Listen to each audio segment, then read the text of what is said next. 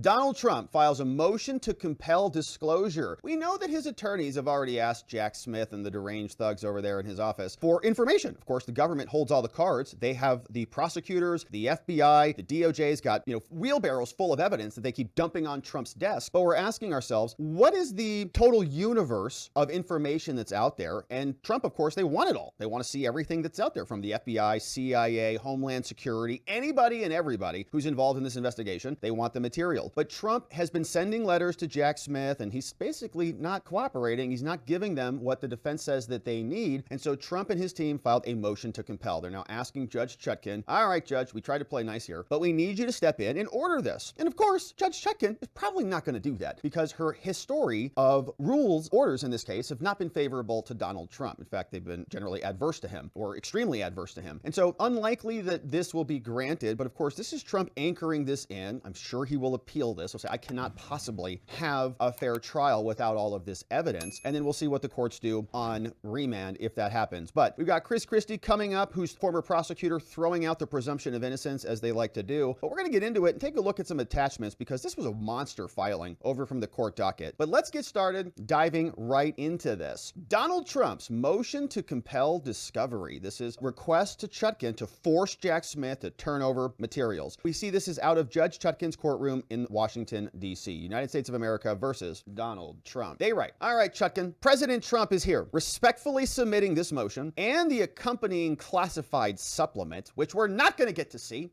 seeking to compel Jack Smith's office to provide information and evidence that we discuss in this document. They say it's subject to the DOJ's obligation, Jack Smith, his rules under Brady, Giglio, and the Jenks Act. And so we can batch this up into two main categories. Exculpatory information under Brady, Jenks Act material, which would be the inculpatory information. So Brady is this idea, hey, if the government has information that they know exonerates you, they got to tell you about it. So if they have a witness that says, no, Rob was in Hawaii when all that happened, when that dude fell off the bridge. He was in Hawaii. He had nothing to do with it. And that would be exculpatory material, right? They'd have to tell me that so that I could use that in my defense. The opposite of that is the Jenks material. It's stuff that if a government, police officer, FBI agent, if some expert witness comes in and they say, well, I know that Rob pushed that dude off the bridge because of some DNA evidence in this report from that camera, blah, blah. Okay, all of those materials, all those documents, all of their notes, all of the police reports needs to be documented, and that's part of the material that they'll rely on for their testimony, and that also has to be disclosed. So Trump says, we want it all, and we need to know that we're going to get it. They say, Judge Chutkan, the indictment in this case reflects little more than partisan advocacy designed to sabotage President Trump's leading campaign for the 2024 presidential election. Consistent with the improper and unlawful goal from Jack Smith, the special counsel's office has chosen to rely on the views of witnesses who align with the Biden administration's political viewpoints and to treat those biased opinions as objective. Also saying that they're irrefutable truths about the integrity of the 2020 election and the events of January 6th. They said that there was no outcome determinative fraud and that Trump was lying about the outcome. Rather than saying, well, there's some room for disagreement, he might actually have a legitimate basis for saying that the election was rigged. As we know, we think that. Now, the problem with that approach is that President Trump and others, indeed hundreds of millions of voters like us, are not obligated to accept at face value the government's politically motivated narrative. Of course they came out and said, oh, it's perfect election. Most safe and secure of all time. Because their guy won, obviously. No thanks. Okay, we got to see reality. We watched it happen in real time, where you change the rules under the COVID pandemic rules, where they waived signatures in various states, moved the deadlines, allowed mail-in ballots, allowed drop boxes, and then censored millions of Americans and hid the truth with the Hunter Biden laptop cover-up that was coordinated by the CIA, ex-CIA. It was not unreasonable at the time for us to believe that. We watched it. And certainly not criminal for President Trump to disagree with officials that are now favored by the prosecution to rely instead on independent judgment that the American people elected him to use while leading the country. We trusted Trump's judgment better than theirs. We're allowed to do that. But they said, no, that's crime. For purposes of this motion, we accept the prosecution's contention that whether President Trump, quote, genuinely believed that the election was stolen is a matter for trial, right? They have to prove Trump's mindset on that, which is like why this case is so whacked. No, you knew that you lost lost. You believed that you lost, and you still lied about it anyways, okay? Because if he genuinely believed that it was stolen, well, then maybe there's no fraudulent intent. Maybe he didn't act corruptly, but they're saying he did, right? He sort of knew or should have known and was reckless and then wrecked America. It's a wild standard that they're going to have to prove here. But however, they say, we'll accept that. Sure. You want to go to trial? You want to prove that? Let's do it. However, what we cannot accept and what the court is obligated to prevent is this office's efforts to suppress and withhold from President Trump information that supports his defense and his arguments about good faith and the absence of criminal intent. Yeah, we'll come and prove it. We'll come to trial and show you. He was relying on all sorts of materials, but we got to have the evidence to show you that at trial. You better give it to us. They say likewise, the special counsel's office cannot contend that the President Trump is responsible for January 6th while suppressing public and private statements to the contrary by other prosecutors and officials during prior cases. Information related to the security measures that informed President Trump's remarks and the assessment of the situation, and instances of undercovers and informants who infiltrated the crowd that day. We know there were many. In the Proud Boys trial, we knew that there were at least 50 of them the defense attorneys had identified, 8 of them that the government acknowledged and admitted. They say the DOJ office, they cannot blame President Trump for public discord and distrust of the 2020 elections while also refusing to turn over evidence that foreign actors stoked the very same flames that the DOJ identifies as inculpatory in the indictment, saying that if somebody's fanning the flames and that is incriminating, well, then they have to also give us information about foreign actors who are fanning the flames. Like if Trump was fanning the flames and causing a crime by denying the outcome, there's a ton of other evidence that other foreign actors were there doing the same thing. Now we have a causation problem. So did Trump cause that or did somebody else cause it? Well, you got to give us information about that because it is the same conduct. But no, the DOJ, they say, Jack Smith and his office, they cannot rely on selected guidance and judgments by officials that it favors from the intelligence community and law enforcement while ignoring political bias in those offices and their decision-making, as well as cyber attacks and interference, both actual and attempted, that targeted critical infrastructure and election facilities before,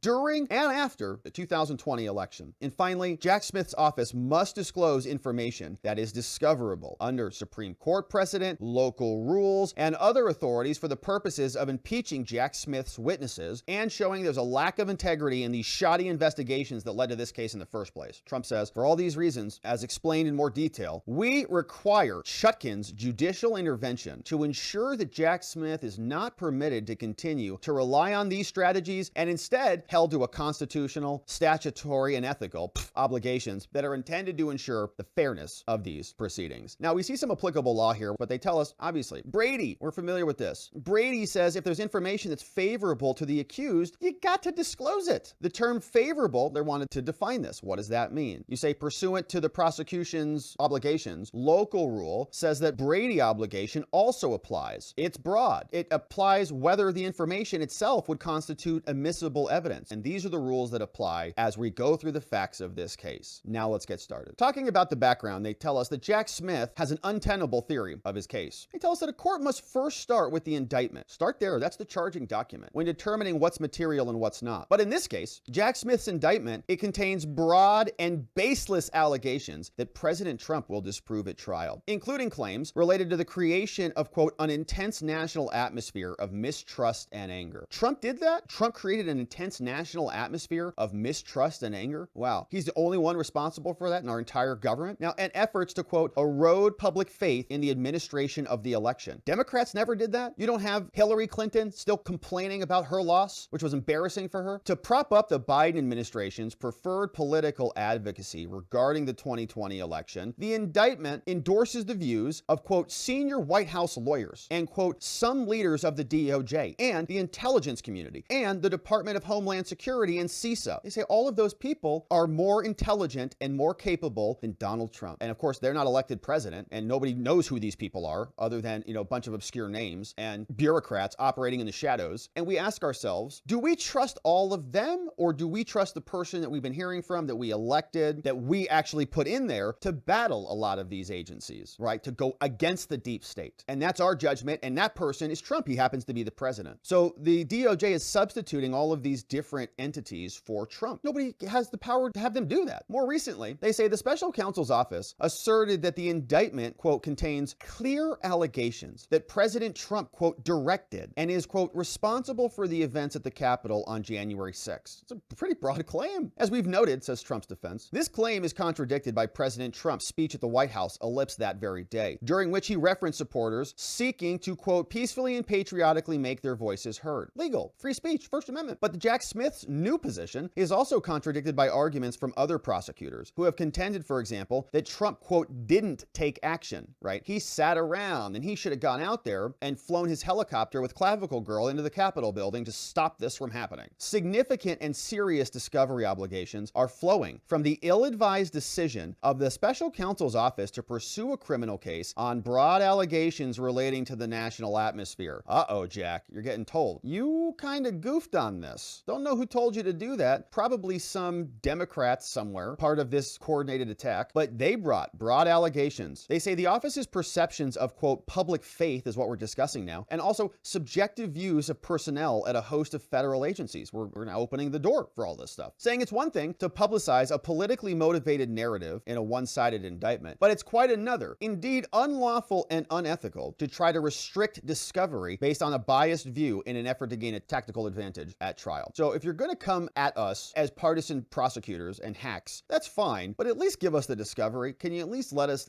have the game ball for a minute so that we can even see what we're playing with? We even see the rules, the evidence, or no? Are you that cowardly? We know the answer. So they give us some relevant facts here. Here are some other things that might have influenced Trump and some decision-making that took place there. And also, this might be relevant for discovery. Maybe Trump wants to look into some of this stuff and present it at trial, including foreign influence findings related to the 2016 election. That's versus Hillary. They tell us, Your Honor, here's why we need a motion to compel. In 2017, the National Intelligence Council issued an intelligence community assessment. Now, this is going to be in Exhibit A, and so we're not going to go through all of the exhibits, but we'll just reference them. The exhibits are long, and they are different reports, and so we'll take a quick look at them, but we're not going to go through all of them in detail. But they summarize what they are. They say a public version of the 2016 election ICA says that it is, quote, a declassified version of a highly classified assessment, which, quote, does not include full supporting information about the specific intelligence on key elements of the influence campaign. But one of the key judgments, Trump says we need to see more about this because, I mean, this was a problem in 2016. Maybe it was a problem in 2020. One of the key judgments in the declassified version of the ICA report from 2016 was that Russia engaged in foreign influence operations related to 2016 that reflected, quote, a significant escalation that sought to undermine public faith in the democratic process. Wow. It's the Democrats' own evidence, right? Kind of being used against them. Remember, they were crying foul. Trump never was legitimate.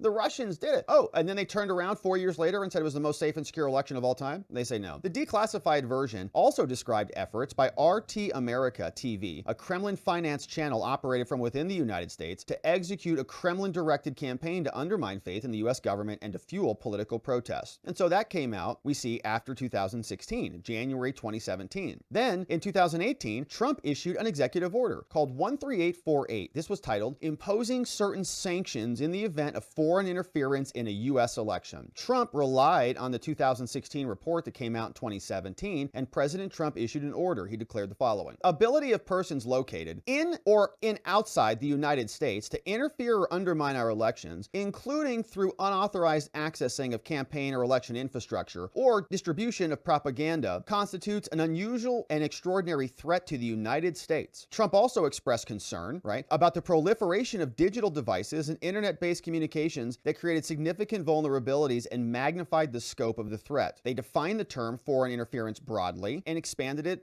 massively. Here, another portion of the executive order instructed the DNI, Director of National Intelligence, to coordinate the preparation of an assessment within 45 days of the 2020 election of any information indicating that a foreign government or any person acting on behalf of a foreign government acted to interfere. That assessment was issued pursuant to the instruction that's referred below. The order also instructed the Attorney General and Homeland within 45 days to prepare the report. The report that was issued pursuant to this instruction is discussed below. We see here, less than 2 weeks after the 2020 election, CISA joined a public statement about the election security. We know that the statement claimed falsely. They said, quote, there was no evidence any voting system has been compromised. And CISA came out under Chris Krebs, declared the 2020 election the most secure in American history. Propaganda came out hard. We obviously all saw differently. On November 17th, President Trump fired CISA's director. That was Christopher Krebs. In a public statement, Trump explained that he terminated the director because the statement was, quote, highly inaccurate. We know that's true. true. Now, the SolarWinds sunburst attack. Now, one of the reasons why Christopher Krebs was fired, and they all cried foul about that, Trump's games, he's a tyrant, he's firing the people who were telling him no. Well, here's some evidence about why Chris Krebs was so wrong and why he's also a political hack. The SolarWinds sunburst attack, they say one of the reasons why CISA was inaccurate was that between January 2019 and at least December of 2020, parties reportedly linked to Russia perpetrated what the SEC recently described as one of the worst cybersecurity incidents in history.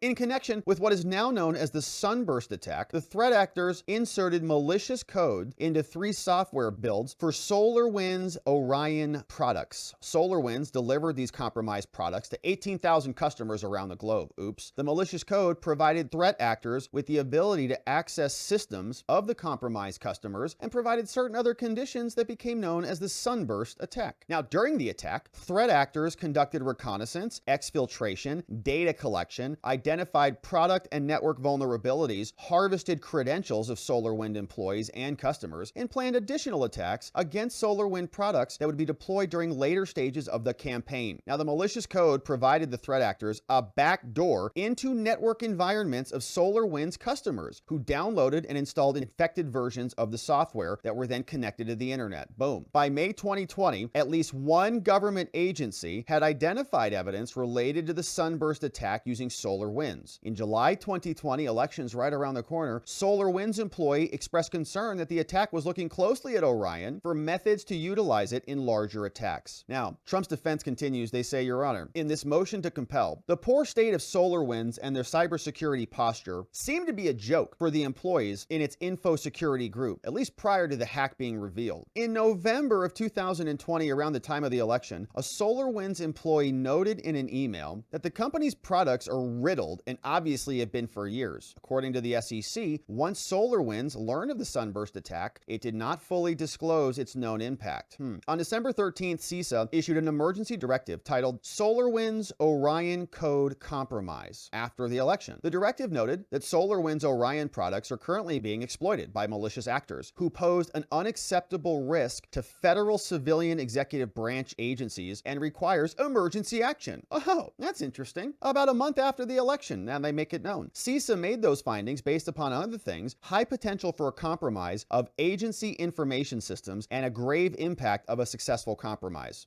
As a result, CISA directed the affected agencies to immediately disconnect or power down SolarWinds Orion products. The next day, the New York Times reported that the attack, here it is, had impacted the DOJ, the Department of Justice, the Department of Homeland Security, the State Department, the Treasury Department, the Commerce Department, the NSA, the National Security Agency, parts of the Pentagon, and many others. And they're all much smarter than us. They're supposed to protect about us against this stuff. What are they there for? In December 2020 and January 2021, CISA then issued joint statements about the attack with the FBI, the NSA, the Director of National Intelligence. All got nabbed. On January 6, 2021, we know that date, CISA determined that this threat poses a grave risk to the federal government, state, local, tribal, and territorial governments, as well as critical infrastructure entities and other private sector organizations. Sounds a lot more serious than the 4-hour protest that took place at the Capitol, but you don't hear much about that, right? Don't hear where that investigation went. All we know is they're still rounding up people who were waddling around through the Capitol building. Following the termination of CISA, the director there, he formed a consultancy that was retained by SolarWinds in 2021. So Chris Krebs, that guy who, in my opinion, lied to all of us as a political hack to try to cover up rigged election, he then went to work for the same company that got obliterated by the hack. I don't know what he's doing over there, but they continue. Trump is saying, Your Honor, the classified briefing to co-conspirator number 4 by the Director of National Intelligence. We need to know more about this. And they tell us, in late 2020 and early 2021, there were disagreements within the intelligence community about the scope and the content of the 2020 election report. During that process, on January 1st, 2021, the acting attorney general asked the DNI to provide a classified briefing to the individual referred to in the indictment as, quote, co-conspirator 4. Who could that be? On the same day, the DNI's chief of staff made a classified draft of the 2020 election report available to co-conspirator 4, so co-conspirator 4 could review the document and then speak to the DNI the following day. And this is the election report after the election took place. On January 2nd, the DNI used secure facilities to provide a classified briefing to co-conspirator 4 via telephone. Is this line secure? It is. Go. The indictment alleges that on the day after that briefing, co-conspirator 4 transmitted, quote, an edited version of his draft letter, which included a change from its previous claim that the DOJ had, quote, concerns to a stronger assertion, saying as of today, there is evidence of significant irregularities that may have impacted the outcome in multiple states.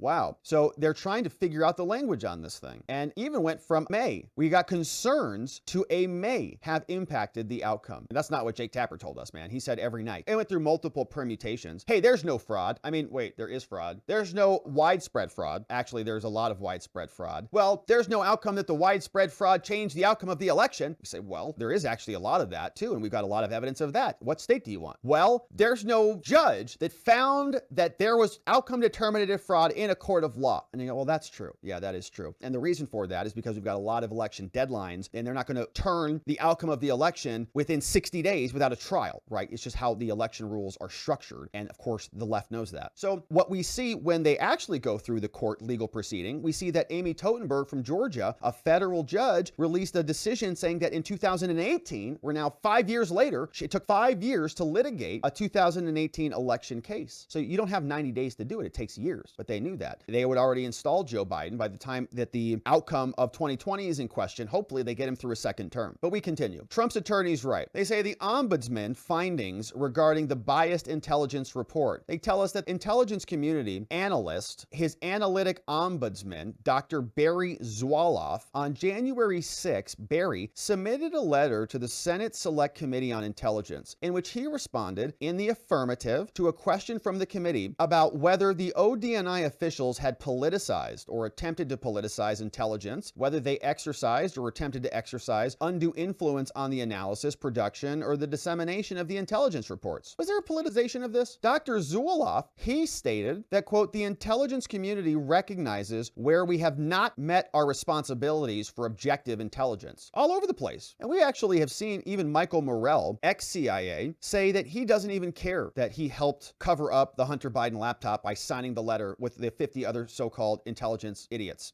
He said, I actually don't like Trump. That's why I did it. And I don't think it was illegal because we crafted it to be not illegal. So here is what he says. Yeah, we understand we've not met our objective responsibilities. Tells us China analysts appeared hesitant to assess China actions as undue influence or interference. Oh, because it's China. These analysts appeared reluctant to have their analysis on China brought forward because they tended to disagree with the administration's policies. So, nope, we're not going to tell Trump what he needs to know about China because we don't like his policies. So we'll just leave that out, which is in direct violation of your sworn duty. Now, these foundational analytic shortcomings contributed to instances of and led to other instances of at least the perceived politicization of intelligence. Needlessly long review times. Well, we'll get that to you. We're still analyzing that, Mr. President. We'll have that for you soon. And differences between analytic conclusions in public statements on the one hand and established positions on the other. They tell us that Ratcliffe, at the time Trump's director of national intelligence, they say, quote, he just disagreed with the established analytic line on China, insisting we are missing China's influence in the U.S. and the Chinese actions are intended to affect the election. China is intending to affect the election. Wrote that in a Wall Street Journal op-ed. Now, ombudsmen from the CIA, from the NSA, from the Director of National Intelligence, they report the widely shared perspective among the intelligence community analysts that analysis on foreign election interference was delayed, it was distorted, or it was obstructed out of concern over policymaker reactions or for political reasons. Don't you dare say that somebody helped Trump get booted out of here so that we could install Joe Biden and his crackhead son who had business deals with the Chinese through CEFC and others. Now, the minority review is the next section in the election report. They tell us that consistent with Dr. Zuloff's concerns about the China-related reporting, the unclassified version of the election report from 2020, it contains a minority view attributed to the National Intelligence Officer for Cyber. And that review, it says that some of Beijing's influence efforts were intended to at least indirectly affect U.S. candidates, political processes, and voter preferences. The minority view gave more weight to indications that Beijing preferred former President Trump's defeat. You're kidding! They don't want Trump to win? Wow. And it's strange that they have TikTok, where they can just funnel propaganda into the face of our young people indefinitely, hours on end, hours on end. Your abortion rights are going away. Go vote Democrat. You don't need to work. They tell us the DNI's concerns regarding the 2020 election. On January 7th, the day after January 6th, when the operation was completed, the DNI submitted a letter to Congress about the election. The letter stated, "I do not believe the majority view expressed by the intelligence community accurately and fully reflects the scope of China's influence in 2020. Similar actions by Russia and China are assessed and communicated to policymakers differently, potentially leading to the false impression that Russia sought to influence the election, but China did not." Now, the DNI joined the minority view in 2020 election report. It says, "I'm adding my voice to the support of the minority view." This is Ratcliffe. "Based on all the available sources of intelligence with definitions consistently applied and reached independent of political considerations or undue pressure that the PRC China sought to influence 2020. But nobody cares about that, right? They care about the Russians influencing 2016, so-called, because it put Trump in. If China puts Biden in, it's like, well. DNI also argued that the public description of the minority view gives the false impression that China was not responsible, but we know that they were trying. Here's the next section. In February 2021, the 2020 election report from DOJ and DHS was submitted. Justice Department and Homeland. They sent a report over to Congress as a classified joint report by the DOJ. The report includes the FBI, DHS, and also includes CISA, the three horsemen. The election report addressed the impact of activities by foreign governments and their agents that targeted the election. And now a declassified overview of the report was released to the public. The summary disclaimed evidence of foreign activities. No foreign activities altered any technical aspect of the voting process or otherwise compromised the integrity of the voter registration information or any ballots cast during 2020. However, the summary acknowledged that broad Russian and Iranian campaigns targeting multiple critical infrastructure sectors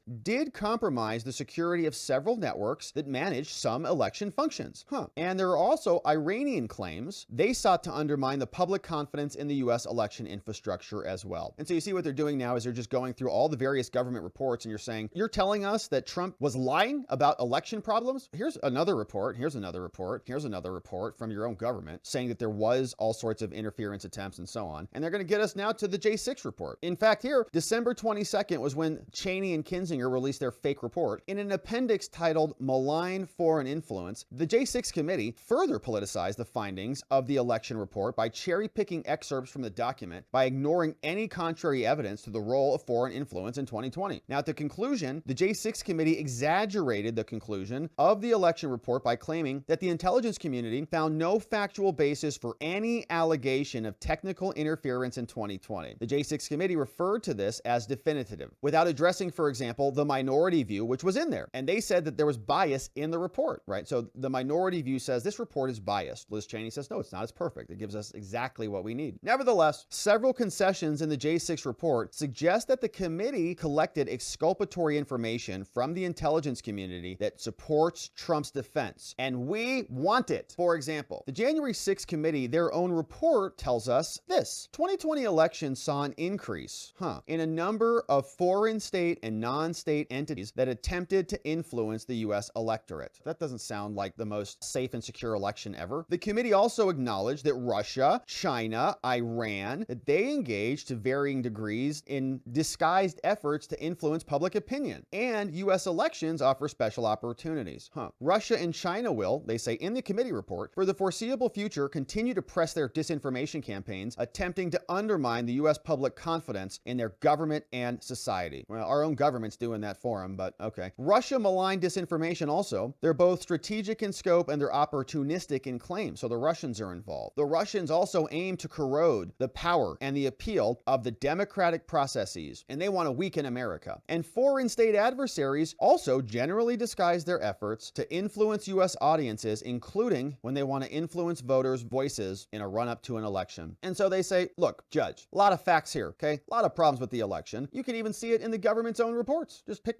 any one of these up. Trump was relying on those, other than the January 6th report and all these things, but right, that was information that was being kicked around, and Trump was talking about in the aftermath before these reports were being written. In other words, the reports are almost supporting him. So they tell us some procedural history, and normally we skip this section, but this is important because this is a motion to compel, and this is illustrating that Trump has already made a number of requests from the government. All right, you guys have all the cards, okay? The government is Goliath. They have everything. They have trillions of dollars that they've accumulated building up their DOJ and investigatory assets with the FBI and DHS, and you know, they're all ingrained in the courts, and I mean, it's just like like it's a monstrous thing. So they have everything. They hold all the cards. The defense often has very little. So the defense makes some nice requests. They say, Your Honor, Chutkan, look what we've done here. We've tried. President Trump served a classified discovery letter on Jack Smith's office in October 15th, which is an exhibit. We also sent in 3 unclassified letters, October 4th, October 23rd, and November 15th. We're trying to get communication with them. But Jack Smith responded in writing on October 24th, November 3rd. We've attempted to resolve these issues and these disputes to no avail, trying to get this material, but just can't. Now, by necessity, Trump's defense says, we're going to continue to make requests of Jack Smith's office, and we're going to continue to file motions to compel if necessary. They say Trump has a right to discovery. He's got a right to a fair trial. And if they continue to delay, we're going to be continuing to fight back. They tell us here in the discussion section, now that we've got the facts, now that we know what the law says, now that we know what the procedural history is, they say here, we note at the outset, Your Honor, that the government's response to this motion and its approach to discovery in general cannot proceed on the basis of beliefs or assumptions that Trump's defenses lack merit. You're going to just say that they lack merit, but we have a right to investigate them to make that determination on our own. They say here, the court should compel Jack Smith's office to produce this information that support Trump's defense so that he can investigate them, including providing us Brady material, Giglio material, information about foreign influence, and more so that we can show that there is a lack of integrity in these shoddy investigations in this case. They say the January 6th protests are irrelevant to this case. And if necessary, if we have to talk about January 6th, they're going to be the subject of a Trump defense motion in limine. Now, a motion in limine is a preliminary motion that you usually bring right before trial, and it is to preclude evidence in this case. They'll say it's irrelevant. It's not even something we should be talking about here, and it should go away. Judge Chutkan will deny that, of course, and this case will largely be about January 6th, but you get the point. They say, nonetheless, because special counsel's office has recently suggested that it will attempt to introduce evidence related to the protests, and this is because Trump has not been charged with this crime, right? The office, if Jack Smith is going to bring in evidence of January 6th, well, they got to give us all the materials that are inconsistent with their new theory. They said that Trump directed and is responsible for the events at the Capitol. Well, great. Then we get material that is about January 6th and the Capitol. We don't think that you should be talking about January 6th and the Capitol since you didn't charge him with anything for that, but we'll go there. This includes materials suggesting that, quote, non-parties directed the events or are responsible for it in part or in full. They say for violence that Trump sought to prevent. So we need information about it. President Trump is entitled to everything in subsection A, inconsistent assertions by government actors. They tell us Trump is entitled to all the documents, including the private communications, where prosecutors or law enforcement or other officials made statements that are inconsistent with the prosecution's position about January 6th criminal responsibility. These documents are material under the rules. They might be exculpatory under Brady. For example, we have other situations where this material has been admitted. The court doesn't need to resolve admissibility, but we just need to get the materials, okay? So in other words, we don't care, Your Honor, if this can actually come into court at trial. That's not the standard. The standard is, does Jack Smith have to give it to us so that we can make a review of it and then make the determination about whether we can try to get it into court or not. They say there's ample reason to believe that these materials exist. Prosecutors from the DOJ repeatedly took positions in public that are inconsistent with Jack Smith's new contention. They say this weekend, to avoid the obvious discovery implications, the prosecution sought to revise the U.S. attorney's position. Prior to that, let's back up a bit. They say here, nor that can there be any reasonable claim. Okay, so Jack Smith came out and made a statement. They said the department's position in other January 6 cases that Trump's actions did not absolve any individual rioter of responsibility for that rioter's actions, even if the rioter took them at the defendant's direction, is no way inconsistent with the indictment here. All right, so what we're talking about is we've got these competing cases. Obviously, we've got Trump's prosecution taking place in D.C., but there were also a bunch of other January 6 cases. Those people were also being prosecuted. When the J6ers were being prosecuted, they said, Trump made me do it. And the DOJ came back and said, no, he didn't. Trump didn't make you do anything. You did it yourself, and you're responsible. And so then they punished them. And now they're going to Trump and they're saying, Trump, you made them do it. And they said, but you said that he didn't make them do it when they were being prosecuted for doing it. So what is it? They said this was a blatant mischaracterization of the positions the government took in prior cases. Like the office's crabbed view of the prosecution team calls for heightened skepticism in this commitment to fairness. It's strange credulity to suggest that Jack Smith's current position regarding responsibility for J6 is consistent with the prior contention that they were there to fight, to stop the result with or without somebody like Trump calling them into action, okay? They used that in their closing arguments in the Stewart Rhodes case. They said the Oath Keepers were going to go attack the Capitol regardless. So the prosecution must then produce all the statements. So if you've got inconsistent positions here, if you're saying that those people did it on their own, you can't turn around and say Trump made them do it. They're also making requests for security footage from the Capitol. They say Trump is entitled to all information from security at the Capitol, including documents and communications regarding requests for security and the timing of the National Guard's deployment on that day. This information is material to Trump, and it's favorable to Trump because it suggests that federal and local officials believed that adequate measures were in place to facilitate a lawful and peaceful protest at the Capitol, including at the Ellipse, and two, the delayed arrival of the National Guard contributed to the violence that Trump sought to prevent. For example, Trump's defense continues. In this motion to compel, they say, according to the DOD Inspector General, there were a number of meetings from Saturday, January 2nd through Monday, January 4th within the DOD and the DOJ and the DHS and the DOI about security at the Capitol. Guess who was there? According to General Mark Milley, Trump directed the acting Secretary of Defense during one of those meetings to ensure sufficient National Guard or soldiers would be there to make sure it was a safe event. The acting secretary responded, "We've got a plan, we've got it covered." Why would an insurrectionist make a statement like that? Strange. Now, President Trump is entitled to not only information about events and communications to which he participated, but also interactions in which he was not directly involved. And so he is entitled to all of those materials. They also, and this is a juicy section, want information about the presence of government agents at the Capitol. We want this one too. They say President Trump is entitled to all information about undercover agents and individuals acting at the direction of official authorities at the Capitol. They pull this example from another case, saying that an